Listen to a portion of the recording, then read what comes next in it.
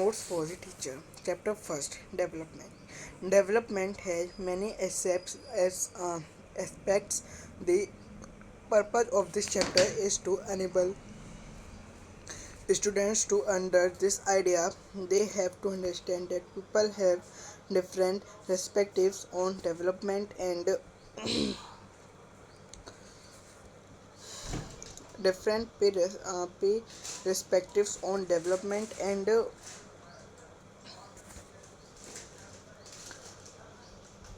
there are ways by which we can arrive at common indicators for development. To do this, we have used situations that they can respond to in an intuitive manner. We have also presented analysis that is more complex and macro in nature. How can countries or states be compared using some elected development indicators?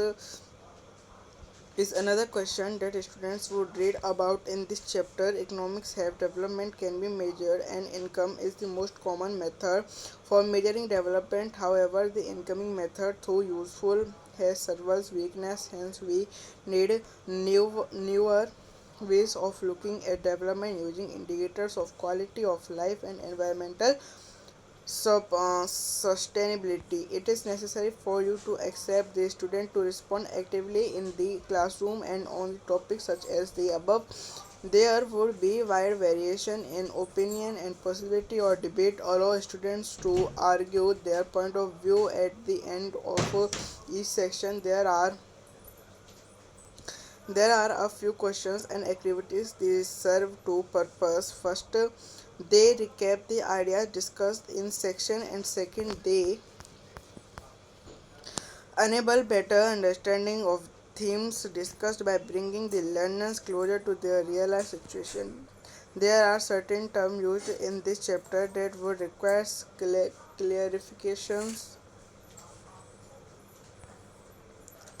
Per capita income, literacy rate, mortality rate, attendance ratio, life expectancy, gross enrollment ratio, and pertaining to this term are provided. This would need further explanation. You may also need to clarify the concept of purchasing power parity that is used to calculate gross national income per capita in table 1.6. It is necessary to keep in mind that these terms are used as an aid to discussion and not something to be memorized. Source of information. The data for this chapter is taken from report published by Government of India, Economic Survey, reports of National Family Health Survey, and Handbook of Statistics on the Indian economy, United Nations Development Economy, United Nations Development Programme, Human Development Report, and World Development Indicators. Many of these reports are published every year. It may be interesting to look up these reports if they are available in your school library. If not, you may log on to the websites of these institutions www.budgetindia.nic.in या www.undp.original फिर उसके बाद www.worldbank.original।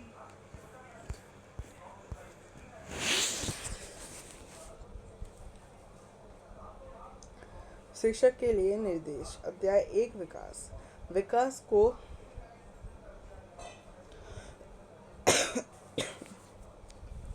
विकास के कई पहलू हैं।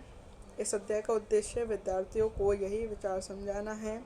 उनके लिए समझना आवश्यक है कि लोगों के विकास के बारे में अलग अलग धारणाएं हैं और ऐसे उपाय हैं जिनके द्वारा हम विकास के सामूहिक सूचकांकों को जान सकते हैं।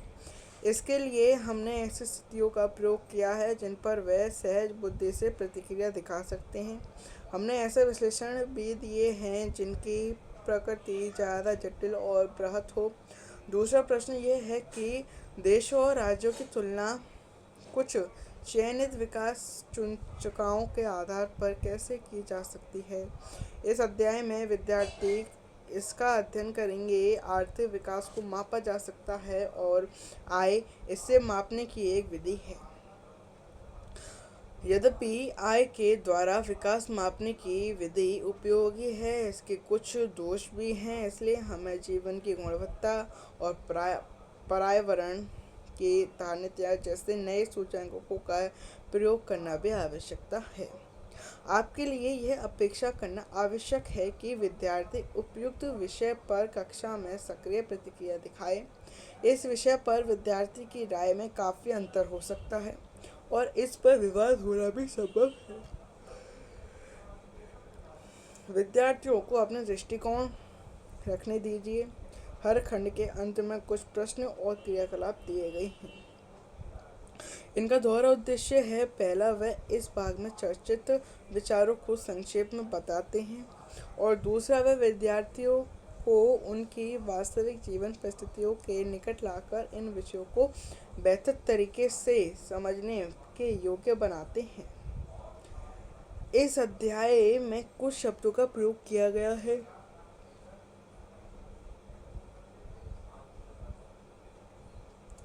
जिनका स्पष्टीकरण आवश्यक है, जैसे कि प्रति व्यक्ति आय, साक्षरता पर, शिशु मृत्यु दर, उपस्थिति दर, जीवन प्रत्याशा, सकल नामांकन अनुपात और मन विकास सूचांक।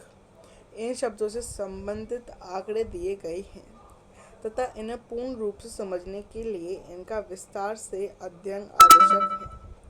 आपको क्रय शक्ति क्षमता की अवधारणा को भी स्पष्ट करना होगा, जिसका तालिका 1.6 में प्रति व्यक्ति सकल राष्ट्रीय आय की गणना के लिए प्रयोग किया गया है।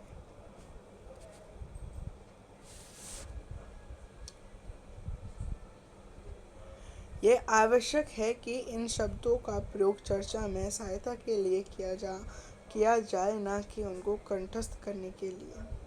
सूचना के स्रोत। इस अध्याय के लिए आंकड़े राष्ट्रीय परिवार स्वास्थ्य सर्वेक्षण और भारतीय अर्थव्यवस्था पर सांख्यिक हैंडबुक, भारत सरकार द्वारा प्रकाशित आर्थिक सर्वेक्षण, संयुक्त राष्ट्र संघ विकास कार्यक्रम की मानव विकास रिपोर्ट और विश्व बैंक विश्व विकास सूचांक द्वारा प्रकाशित रिपोर्टों से लिए गए हैं। इनसे कई रिपोर्ट हर साल प्रकाशित होती हैं। यदि आपके विद्यालय के पुस्तकालय में ये रिपोर्ट हैं तो इन्हें देखना अच्छा होगा। अगर नहीं हैं तो आप संस्थानों की वेबसाइट पर जा सकते हैं।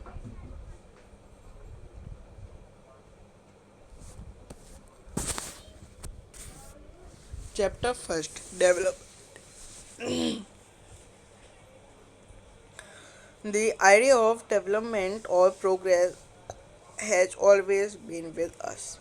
We have aspirations or desires about what we would like to do and how we would like to live.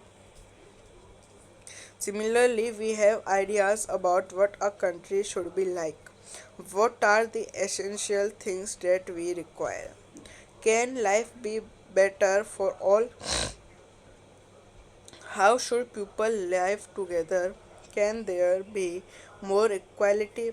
Development involves thinking about this question and about the ways in which we can work towards achieving these goals. This is not complex task, and in this chapter we shall make a beginning at understanding development. You will learn more about these issues in greater depth in higher classes. Also, you will find answer to many of these questions not just in economics but also in your course in history and political science. This is because of way we live today in influenced by past. We cannot desire for change without being aware of this. In the same way, it is only through a democratic political process that these hopes and possibilities can be achieved in real life.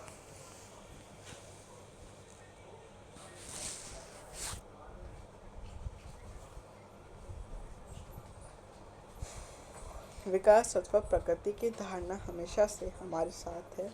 हमारी आकांक्षाएं और इच्छाएं हैं कि हम क्या करना चाहते हैं और अपना जीवन कैसे जीना चाहते हैं।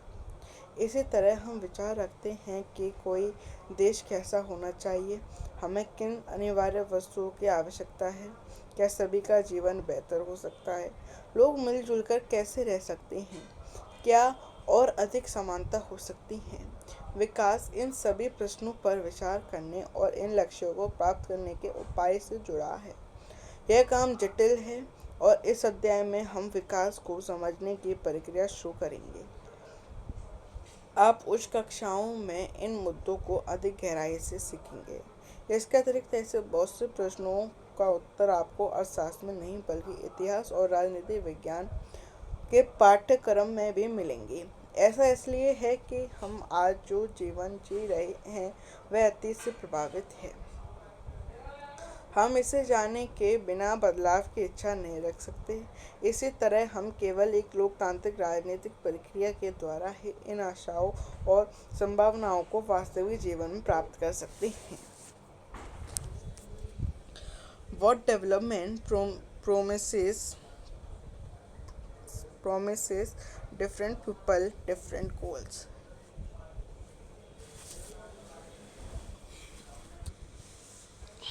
Let us try to imagine what development or progress is likely to mean to different persons listed in table 1.1.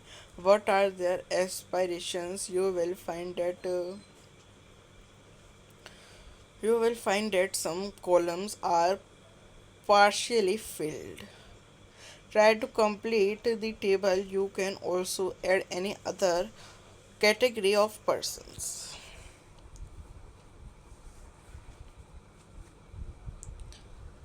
विकास क्या वादा करता है? विभिन्न व्यक्ति, विभिन्न लक्ष्य। हम यह कल्पना करने का प्रयास करें कि तालिका 1.1 में दी गई सूची के अनुसार लोगों के लिए विकास का क्या अर्थ हो सकता है, उनकी क्या आकांक्षाएं हैं। आप देखेंगे कि कुछ स्तंभ अधूरे भरे हुए हैं। इस तालिका को पूरा करने की कोशिश कीजिए। आप चाहें तो किन्हीं और श्रेणियों को, व्यक्तियों को जोड़ सकते हैं।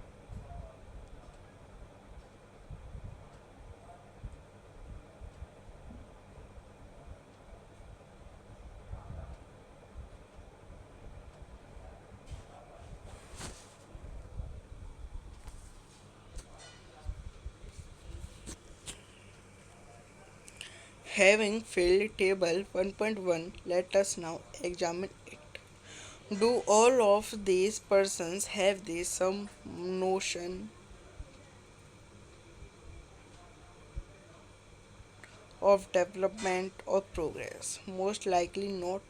Each one of them seeks different things. They seek things that are most important for them, that which can fulfill their aspiration or desires.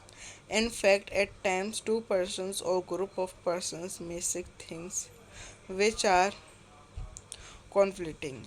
A girl accepts as much freedom or opportunity as her brother, and that he also shares his household work. Her brother may not like this. Similarly, to get more electricity, industrial may want more dams. But this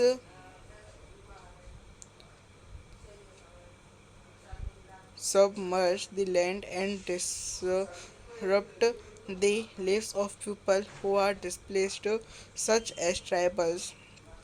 They might reject and this and may prefer small dams or tanks to irrigate their land.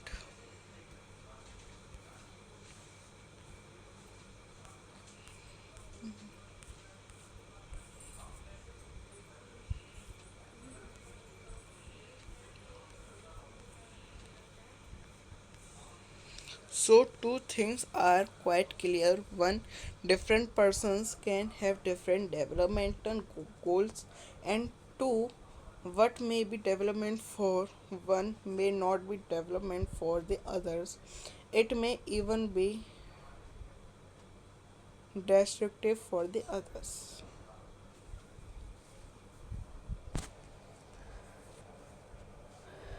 तालिका 1.1 को पढ़ने के बाद अब इसका निरीक्षण करते हैं। क्या इन सभी लोगों का विकास या प्रगति के बारे में एक जैसा विचार है? संभवतः नहीं। इनमें से हर एक अलग अलग चीज़ें पाना चाहता है।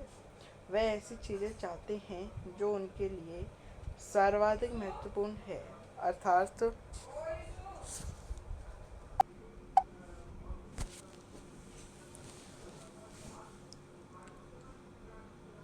सर्वाधिक महत्वपूर्ण है, अर्थात वह चीज़ें जो उनकी आकांक्षाओं और इच्छाओं को पूरा कर सकें।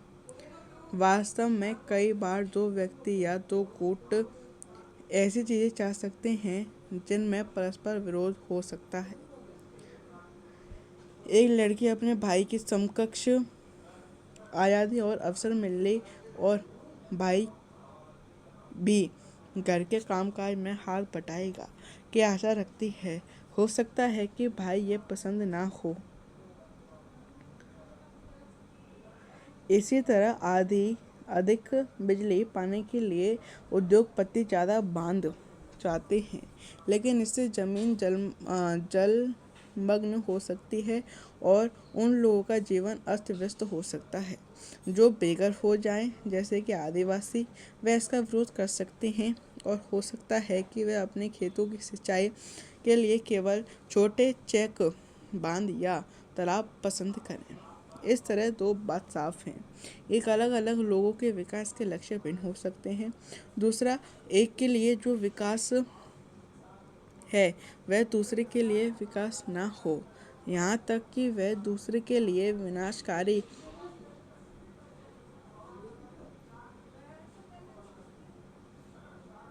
भी हो सकता है।